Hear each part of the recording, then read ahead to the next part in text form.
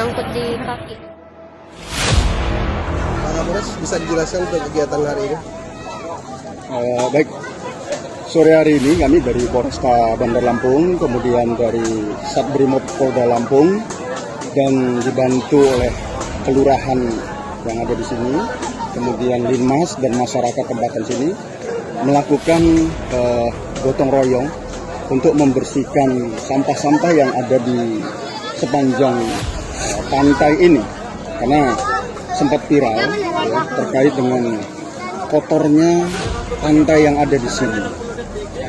Kami berusaha untuk melakukan pembersihan yang kami dahului. Setidaknya kami dari kepolisian peduli terhadap lingkungan hidup, kemudian peduli terhadap kesehatan masyarakat yang ada di sini. Kegiatan ini sore ini kami mulai. Kalau tidak selesai, besok akan kami lanjutkan, besok pagi. Tentunya kami sudah melakukan komunikasi dengan pemerintah kota Bandar Lampung, kemudian teman-teman dari TNI, Satpol PP, besok sama-sama turun kemari, membaur dengan masyarakat yang ada di sini untuk membersihkan pantai ini dari sampah-sampah.